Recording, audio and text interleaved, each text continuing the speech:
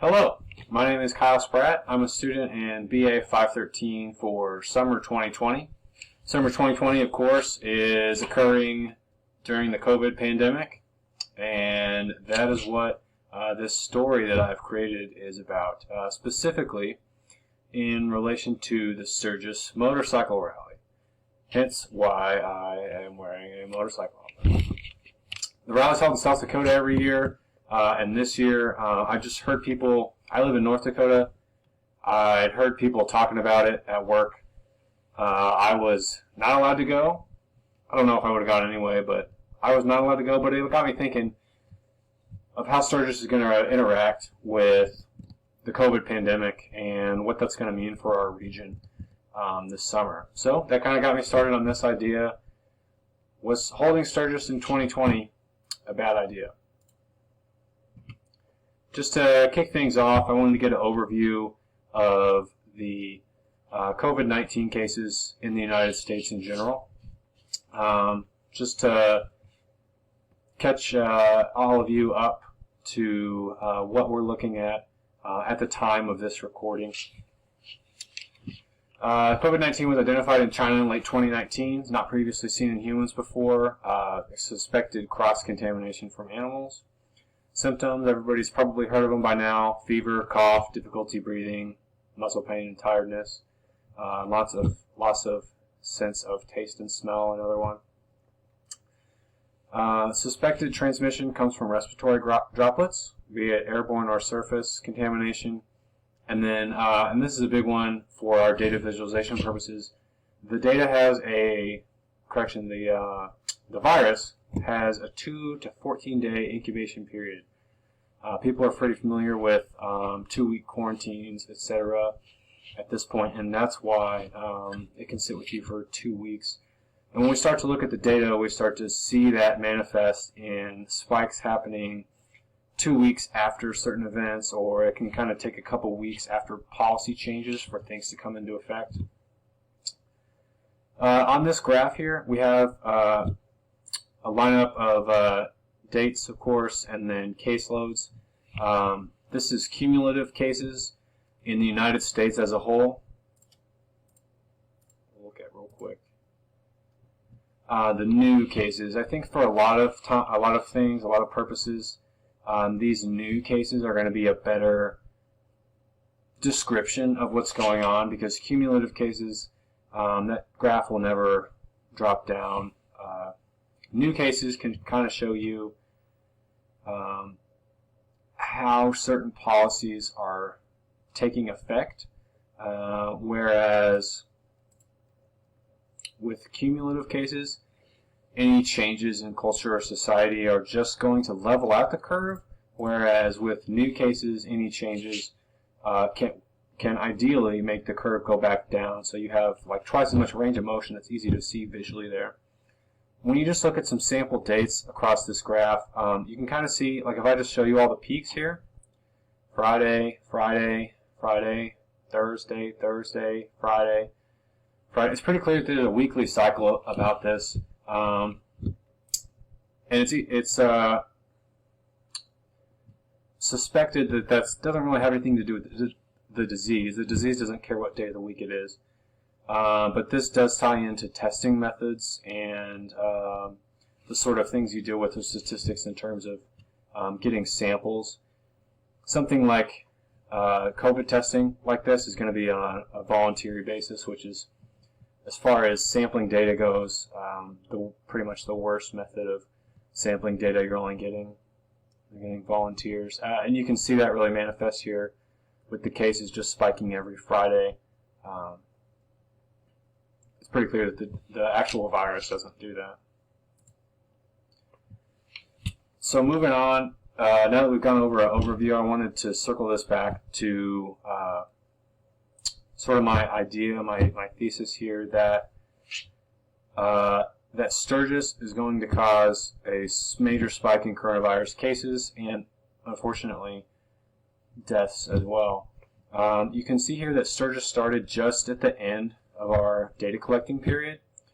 You'll see this throughout the presentation. The data here really is just getting started to show the effects of any effects that Sturgis is going to do. But ultimately, I think the best way to be able to predict where we're going from here is in relation to other super spreader events, they've been called, specific events in the past that have held a large amount of people together in close proximity, doing all those things that the CDC says not to do with COVID. In my research, just from listening to the news and then following up with some internet searches, what we found here are in Lansing, Michigan, starting 15 April, there were protests against a stay-at-home order. In Minneapolis, Minnesota, there were the Black Lives Matter protests, started 26 May, and then on 20 June, there was a Trump rally held in Tulsa, Oklahoma.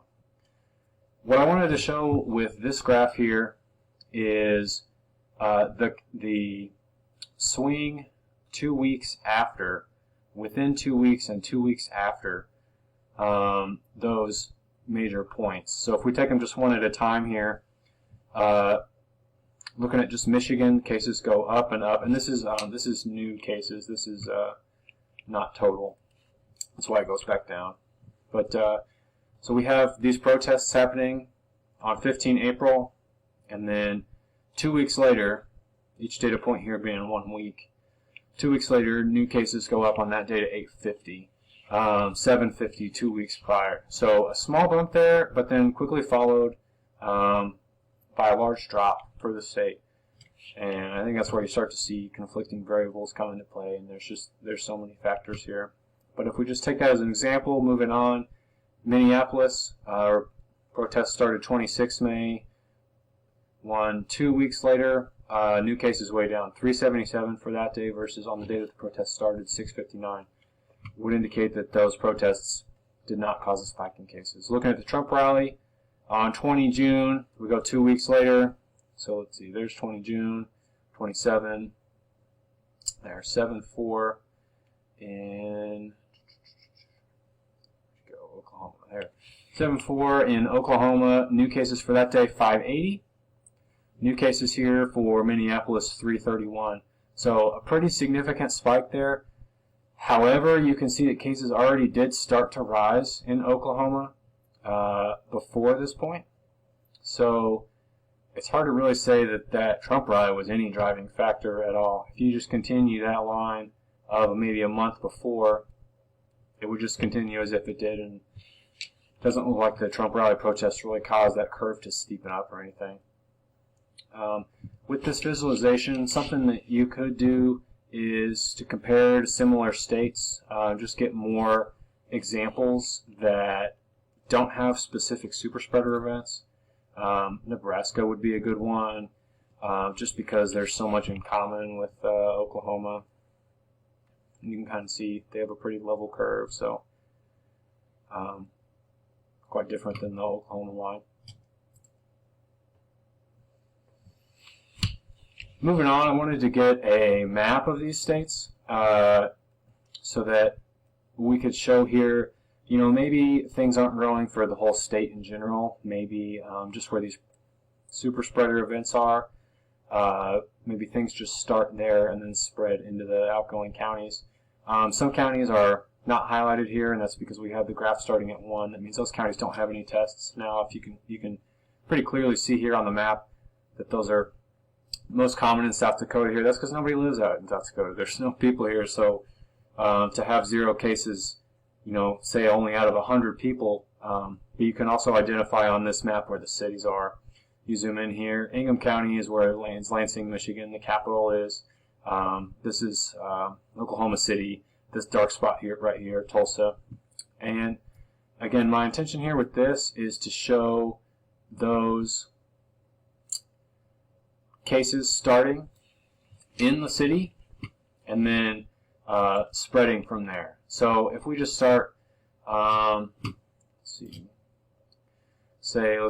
probably the biggest one here, or the one that you could just logically expect would cause the biggest increase into surrounding counties type thing, would be this Trump political rally. So if we just take that as an example, 20 June,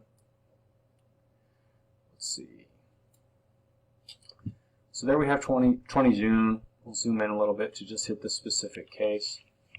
2,200 cases, and as we click through the days here, starting to see an increase again by 2 weeks.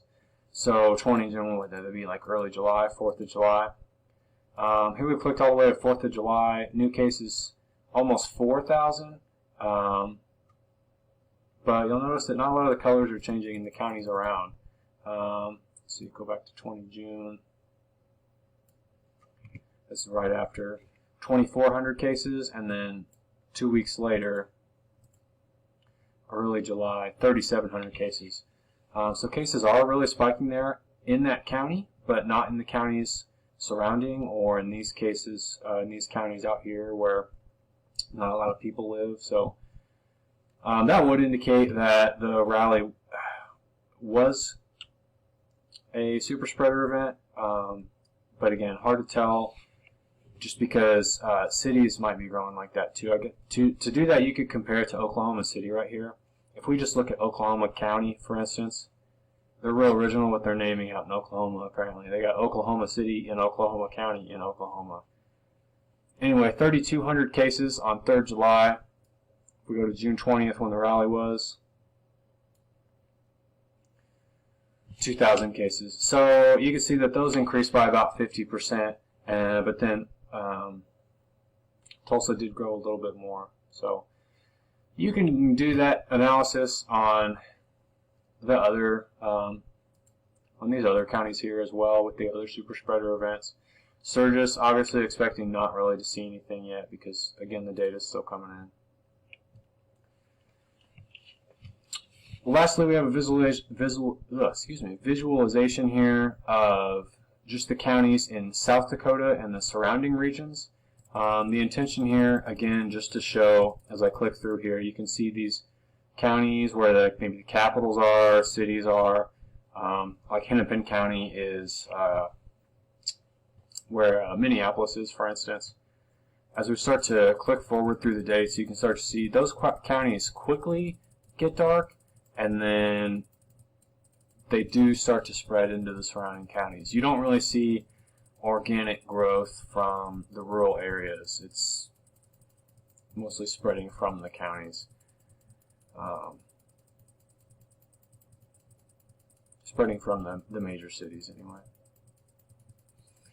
The reason why I included South Dakota as well as all of the surrounding states is that for the most part they have a similar geography, culture, levels of rural versus urban, that sort of thing. It's not very many people live out here, and almost all of the ones that do live in the cities. Ultimately, what we can derive from the data is that we do think that super spreaders do drive higher transmission rates within those cities. And then specifically, in terms of my question about how much Sturgis is going to affect the surrounding region, we were able to view from this visualization that things that start in the cities do eventually spread out. You'll start to see the suburbs get hit and the like. It's going to be really interesting to see what the end result is of Sturgis. I think obviously people are going to get sick. I think the only logical conclusion there is that people will get sick and there will be some deaths related with coronavirus.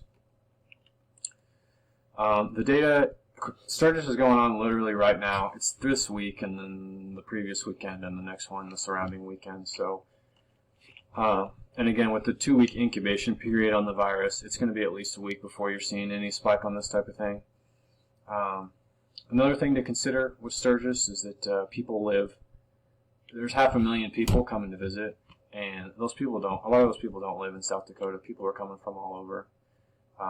But I think what we've seen here is that super spreader events do affect the surrounding areas. Anyway, thank you for listening to my presentation. Appreciate your time.